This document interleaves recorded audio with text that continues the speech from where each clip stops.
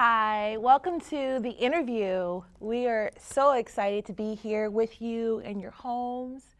Maybe if you've got a mobile device, maybe you're traveling right now, but we certainly welcome you to have fun, enjoy, interact with us. And our show today is going to be so much fun. We hope that you're enlightened. We have some very special guests here with you today, but a lot of you that are watching the show might be thinking here, well, what exactly is the interview?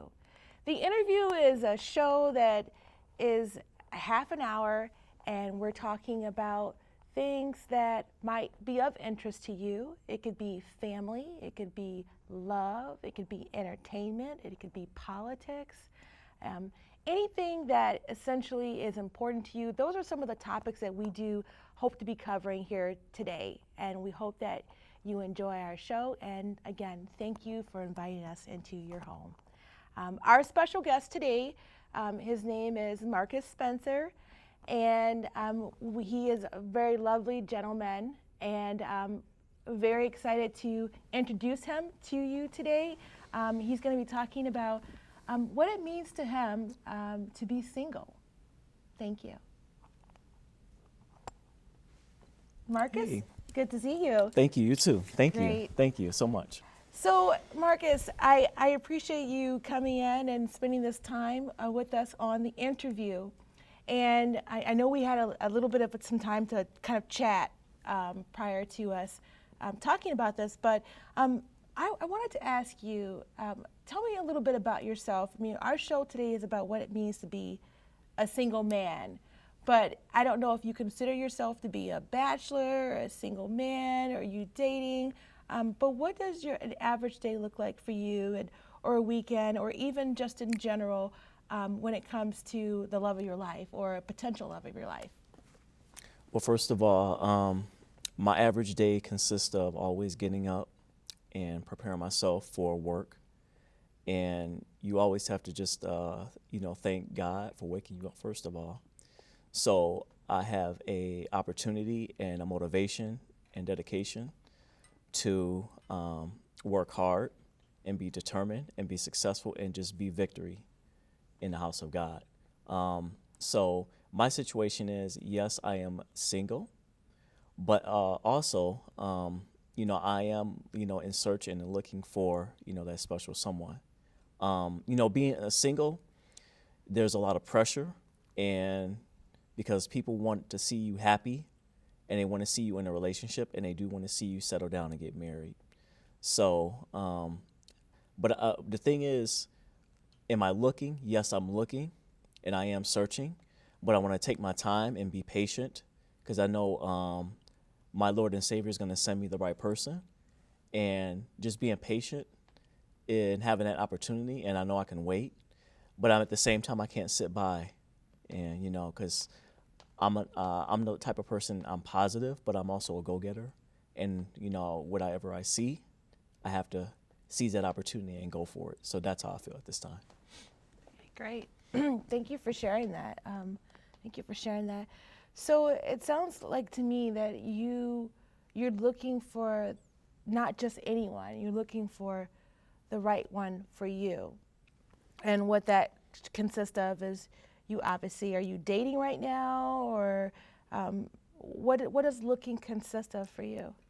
I'm not dating at this time. I guess my search it's kind of difficult just because when I come across a lot of people that I meet or I've tried to introduce myself to, I have family members that will try to set me up with people. But my search it's really, really scary out there because the situation that I'm in, I don't want to get hurt just because I'm the perfect target out there being, single and available.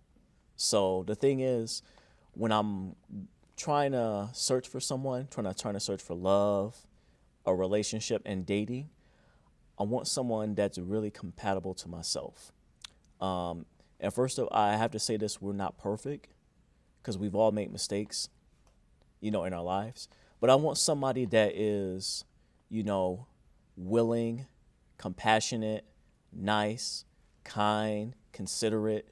And it's hard to find that out these days in the world, just because when you're a single 38-year-old man, about to turn 39 in March later this month, it's hard. That search is difficult because you have family members and you have your friends who are pushing you and pressuring you to try to get somebody to date and to, be very interested in. So I guess in my situation is I'm not desperate. The thing is, I wanna take it slow, and I want to make sure I get it right, because the person that I want to be with for the rest of my life, if I want to pursue a relationship, and ultimately I do want to pursue marriage, I want to make sure that I am, first of all, I got myself together and I'm at peace. And then I know that I have a job and I'm working and I'm paying the bills, and making sure that when I have that somebody and look for somebody, that that person has the same qualities and has the same focus and drive and hard work that I have. So that's what I'm looking for. And I just want that search to be good, but I want it to be also, you know, um, just steady, and I want it to be slow because I know God's going to send me the right person. So I'm very patient, and I'm just going to wait for God to send me that person. And I'm just waiting, and I'm just hoping, and I'm praying that that will happen, soon. That's awesome. I think a lot of what you're saying, I've heard from my own girlfriends. They don't want quantity; they want quality, and I think that's kind of what we're seeing a lot of. Is we're seeing the ability to actually meet people, but the quality of the people that we're meeting is just subpar. And so, when we look to dating, I mean, dating for us is so much more different than it was for our parents. And so, there could be, like you said, it could be, through family and friends, hooking you up on a blind date, or it could even be online dating, which, works for a lot of people. But the goal is really to find the right person, not by numbers, but by purely just quality. And how do you do that? How do you find a quality, not necessarily futuristic, this is wifey material, but how do you find a quality just date? Is there a certain measurement that you go off of? Are you looking for a certain level of, how do you qualify who that right person would be? That's a really, really good question. I don't have any standards. What I do is the person that I'm looking to date, someone that has, first of all, I look for trust and honesty. To me, it's very, very important that you're upfront and you're very honest. Because I don't like people playing games. We're too old. We're all adults. We're grown. So I want someone to be forthcoming, to be honest, and just say what's on your mind. And what I'm looking for, I just want somebody who has the same goals, who has the same aspirations, who has the same future that I'm looking for and I'm looking to strive. And I'm not looking for a perfect person. And like I said, you don't have to have the perfect job. You don't have to have the perfect home. You don't have to have the perfect family, because we all struggle and we all have our ups and downs. We have our mountains and hills to climb. But all I want you to is just be yourself. Just be yourself and not try to be fake, not try to be phony, and not try to disrespect others. We just want you to be courteous to yourself and be courteous to others. And it's hard to find that these days because women out there are very, very determined, but some, it's very difficult sometimes because you never know. They want to go after that person, especially when you're single like myself. They definitely want to go after the perfect catch, the great catch, and the one catch. So what I'm specifically looking for is just stability. Someone who has the drive, the motivation, and the focus in, And that's what I'm looking for. I just want something that's really solid and really stable, and something that's honest, and something that's real, something that's just not, you know, trying to be fake and all that. I just want something that's really, really good in life. And it's hard to find that these days, I believe. Sure, I think you're right.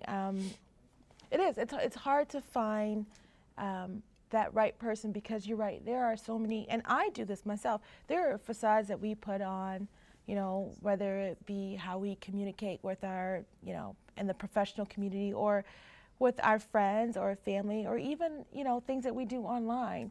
So you just want to try to be as honest as possible with yourself, and it sounds like there's not a lot that you're asking for, but at the same time, it is. It's a lot. It's a lot to ask for someone to, reveal who they are completely. And so, I do hope that you find that special someone. And with our viewership here, I'm sure that you probably will. So thank you again for telling us about your story.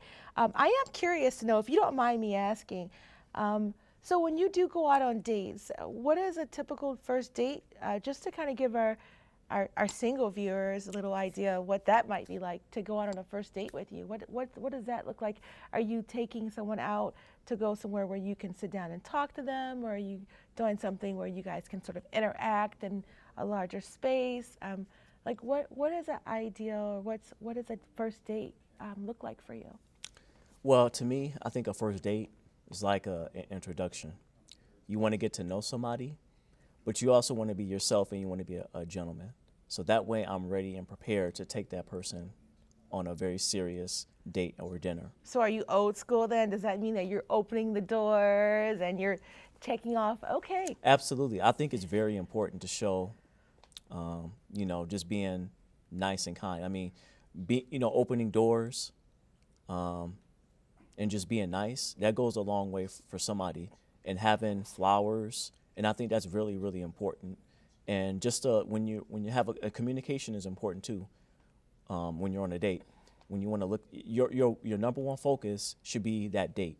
So when I'm on a date, my phone is going to be turned off. I shouldn't be on the phone. My phone is going to be turned over, and I want to make sure my focus is with that person that I'm with, because I want to have a conversation and I want to get to know that person.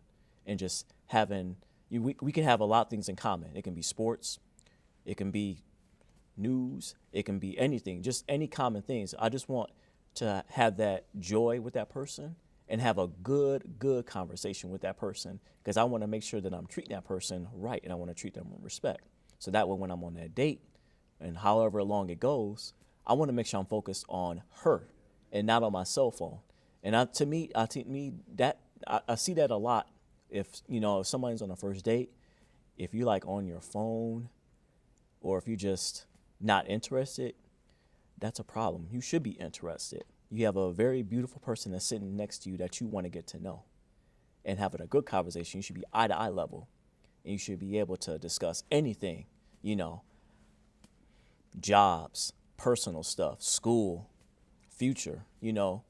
I just think you want to take baby steps, but you just want to be yourself. So that's what that focus should be on your first date. Your main focus should be on that person, and not to be, not looking at anybody else or even looking at your phone. That's what I believe. Okay. Well, it sounds like the first date kind of says a lot about that person.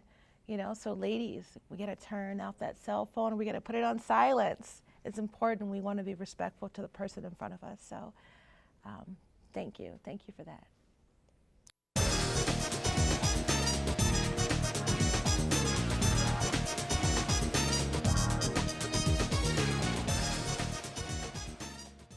Welcome back, everyone. Thanks for joining us again at the interview. And if you hadn't joined in with us prior to, we are here with Marcus Spencer. And we're talking to Marcus Spencer today about what it's like to be single. What is this place like in today's time as a man being single? And I guess I'm curious to know, what is a typical date like for you? What do you think has been your biggest challenge in your dates or in past relationships? Um, I'm not going to say problems, but I will say it's always a challenge for myself. First of all, to find an available single woman who has all of her, you know, stuff together. And I'm talking about everything: school, work. And I understand women go through a lot of things, but it is very difficult to find very good, available single women out there. And I have been on several dates, and it's a learning experience for myself. And I have made some mistakes being on dates, so I'm not gonna sugarcoat that. And I'll explain it to you. I did go on a date, and I did take somebody out. It was a beautiful date, and my one mistake that I made was I I asked her to go half on a bill, and when I did that, and I realized I shouldn't have done that, so it kind of disappointed me when I did that, and I realized why she never contacted me again. So when I know I made that big mistake, I was like, okay, I know what I have to do. So let me go back to the drawing board. Let me focus on the great things that went on a date and make sure I don't do it again, because I don't want that mistake to happen again. Because like I said, I'm not perfect, but I did learn from that. So that way, if I go on a next and future date, I'll be ready and to make sure I do the right thing and the proper thing when I'm on the date with that woman. Sure. Okay. Okay. So, um, do your dates normally get to the point of we had a good time. It's the second date. You go on the second date, the third date, or do you find yourself going out on dates but it never getting past really that point? I guess the dates that I've been on, I just haven't had a chance to grow and expand on a relationship. Because I've been on several dates and they have gone incredibly well. I guess it's a situation where either they're busy or I'm busy, and I want to make time for that person, and we just haven't had the connection to reach out to, go on a second date and go on a third date. So that way you get to really, really know that person. And see, I'm in a situation where when I want to go out with somebody, I want to keep going on dates, and I want to get to know that person.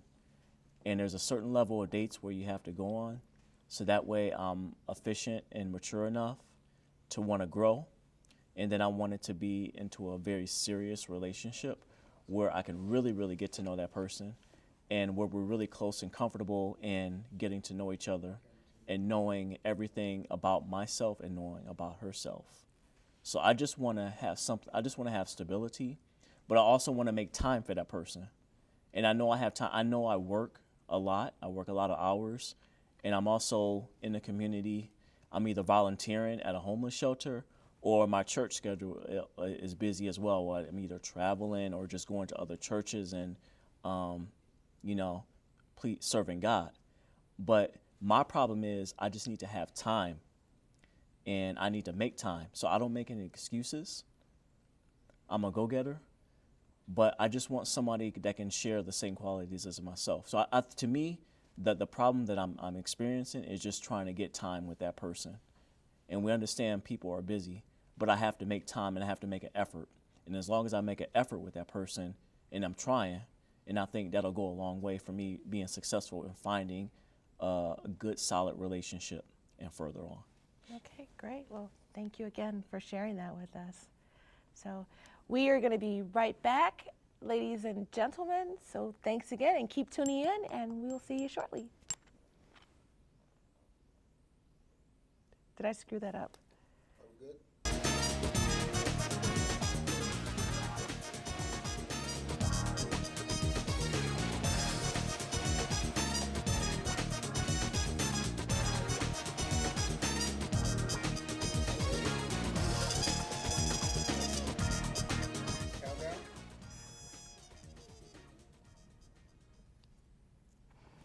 Hi, welcome back to the interview. We have a new exciting guest with us here today that I'll be introducing, and his name is M.A. Tricks to God.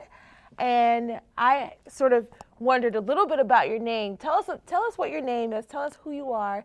Tell us exactly what you do. So basically, my name is Matrix the Guy, and the reason why I chose Matrix the Guy is because basically I feel like mankind and stuff like that is like we're stuck in the Matrix, right? And I was born on December 8th, and that was like a change. I feel like it was a change in how I have to look at certain things and stuff like that, and I put the as in the I separated the A from the Matrix, and I put the 8 because that was like when I was born, and the reason why I do music and stuff like that is because it motivates me to do like more, like just even when I listen to music I feel like it's speaking to me, and I don't know, I feel like it's just I chose that name. It came to me for like I feel like it came to me, and like yeah, I don't know, I just make music. Like I feel like the music comes to me, it speaks to me. Even if I listen to like a beat, it speaks to me. That's why I feel like it just speaks to me and stuff like that. So yeah. Okay, great, great. Well, we have heard a lot about you, and tell us a little bit about some of the unique things that you started doing at a very early age. From my understanding, it was your mom who had you very much involved with performing, dancing, and you would go and you would do, was it flash mobs, was Yeah. it? Okay, tell us a little bit about that. Tell us how Um, you got started in flash mobs and how you played a role and what that looked like. I basically when I was like 4 years old, I used to like listen like and watch Michael Jackson and stuff like that. So it's just I just seen him dance and stuff like that. So I was like, it kind of looked cool. So I wanted to try it. So basically, I just started dancing. I learned how to do the moonwalk and all that. So I was like, yo, this is kind of fun. And I got like my dad, my mom attention. I got their attention, and they was like watching me. So I was like, wow, like this is cool. So I didn't really get in like serious about it when I was like in school, like elementary. I felt like I danced here and there, but as in middle school, that's when it was like a talent show. It was a talent show, and like basically, I entered the talent show and I performed. That was my first time ever performing in front of a lot of people. So it was just, I don't know. I did it and I won, and I got a lot of people's like their attention. So I was like, wow, I should start like doing this more. So I got into dancing and stuff like that. I started doing dance videos and stuff like that on YouTube. Okay. And So for yeah. our viewers that don't know anything about this, explain to us what a flash mob is. What exactly is a flash mob, and what do you do in the flash mob? A flash It's mob not is like a real mob, right? We're not Right. talking about a mob like a, Right. okay, great. It's just when you're out and it's just people out, and I basically like have my speaker right by me. I always have it in my book bag and stuff like that, and I set it down and start performing, and I get a lot of people, like everybody's attention. Like I did it in a mall, and it's on YouTube, and I did it in the mall, and a lot of people were watching, and I was just like, wow, like So what you're telling me is that you literally had a boombox in your bag. You took your boombox out your bag, and you played your music, and you danced for the people to see. yeah. And then what happened when you were done? People came up to me and I was like, yo, this is weird. I was like, they asked me, do you like dance on YouTube and stuff like that? I gave them my YouTube channel, and they just followed me from there. And like now to this day, I still like dance. I still make dance videos and stuff like that. So yeah, like And how old were you when you did that? I was in 7th grade. I was in 7th grade Awesome. when Well, I did that. I'm sure our viewers at some point would love to see that. Were you shy or embarrassed at all to dance in front of people that you've never met before? For the first time at the talent show, I was shy. Like I was nervous to perform. So like, I don't know. Before I performed, I performed over and over again that night, and I think I was overthinking, but I think it was just me trying to critique myself basically. So that's why I went to the talent show. You know, I was shy, of course, but I just did it, and it just came naturally. So yeah, like I'm not really that shy like that. Okay. Well, you can't, not if you're dancing in front of lots of strangers in a random place. Right. Yeah. So there was malls that you would, do your dancing, and And what other type of places would you do the flash mobbing or flash mob? I did it at when I was in New York. I did a flash mob. It was like the train, the subway, basically, and you know, I just did it in New York, and then it was at it was this Prince thing for his you know, music and stuff, and it was called the Purple Party, and people was dancing. So I just got in the middle. I started dancing and stuff like that. I wouldn't call that a mob, but a mob, flash mob. I wouldn't call it that, but I just performed in front of people. So it just Great. Great. Well, thank you for sharing that. It sounds really exciting. You know, it's amazing to see our youth finding things that they love and they enjoy to do. So Right. we're happy that you came on the show and shared that with us. Thank you. Thank you. And we're going to be bringing back our past guest, Marcus Spencer. And thanks again for tuning in, and we'll be right back. Hi, thanks for joining us again. We are wrapping up. We appreciate you inviting us into your home. Just a few things that I wanted to remind you guys of today. We have 2 different websites that you guys can respond to if you're interested in learning more about our lovely Marcus Spencer. You can certainly reach us. And also, if you're interested in learning more about our lovely Matrix the Nation, you can find him on YouTube and also on Instagram. So thanks again for joining in on the interview, and take care. We're out. I did not know what. Matrix Nation.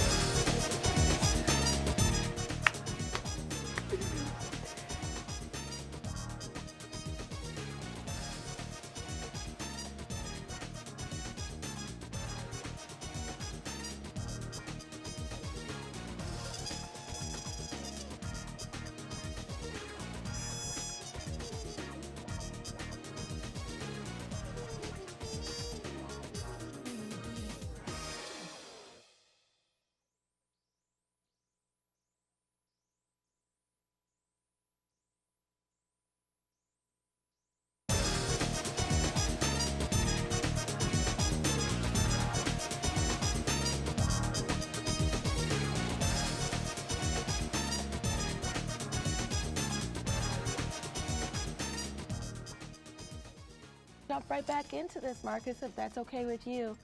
You know, we were having this really great dialogue, and you know, I started to think to myself, well, you know, tell me a little bit more about the dating. Tell me more about why you're single. Tell me more about. Okay, let's stop right here. Thank you.